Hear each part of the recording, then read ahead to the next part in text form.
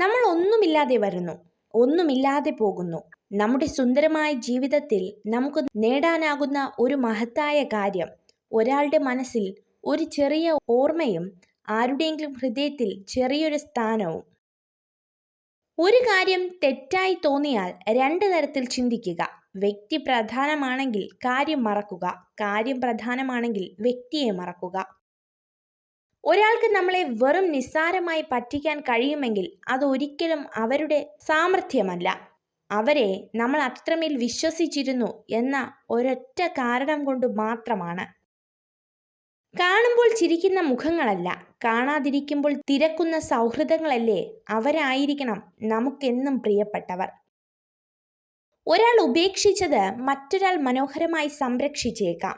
അതാണ് ജീവിതം. ഓരോ സൗന്ദര്യത്തിനും അത് കാണാൻ എവിടെയോ ഒരു കണ്ണുണ്ട്, ഓരോ സത്യവും കേൾക്കാൻ എവിടെയോ ഒരു കാതുണ്ട്. അതുപോലെ ഓരോ പ്രണയത്തിനും അത് സ്വീകരിക്കാൻ എവിടെയോ ഒരു ഹൃദയമുണ്ട്. നല്ല സേവനത്തിലുള്ള പ്രതിഫലം ഒരൊറ്റ ദിവസം കൊണ്ട് ലഭിക്കുമെന്ന് കരുതരുത്. കർത്തവ്യങ്ങൾ നിറവേറ്റുന്നവർക്ക് അതിൻ്റെ ഫലം ലഭിക്കുക തന്നെ ചെയ്യും.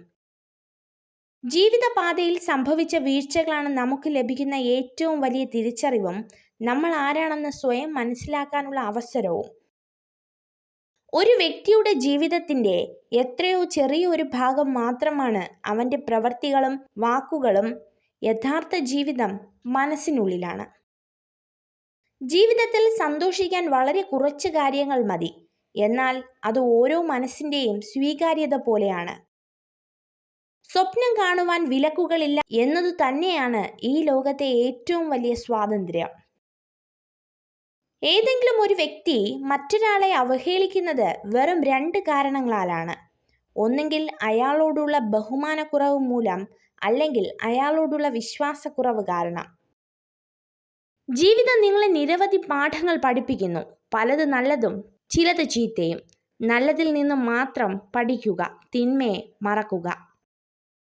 നിങ്ങൾക്ക് നിങ്ങളിൽ തന്നെ താല്പര്യമില്ലാതായാൽ ജീവിതം ഉപയോഗശൂന്യമാകും. ഒരു പക്ഷേ അത് നിങ്ങൾക്ക് തിരിച്ചറിയാൻ സാധിച്ചെന്ന് വരില്ല. നീണ്ടകാല ബന്ധമോ സൗഹൃദമോ നിങ്ങൾ ആഗ്രഹിക്കുന്നുണ്ടോ? ഒരിക്കലും നുണ പറയാതിരിക്കുക എന്ന ലളിതമായ സത്യം പിന്തുടരുക. വിജയിക്കാൻ ഞാൻ എടുത്തിട്ടുള്ള തീരുമാനത്തിന് കരുത്തുണ്ടെങ്കിൽ പരാജയം ഒരിക്കലും എന്നെ പിന്തള്ളുകയില്ല. ഇന്നലകളെ ഓർത്തുകൊണ്ട് ജീവിക്കരുത്, നാളെക്കുറിച്ച് സ്വപ്നങ്ങൾ കാണുകയും അരുത്. ഇന്നിൽ മാത്രം നിങ്ങളുടെ സർവ്വശ്രദ്ധയും കേന്ദ്രീകരിക്കുക. നിങ്ങൾ ഈ വീഡിയോ കണ്ടതിന് നന്ദി.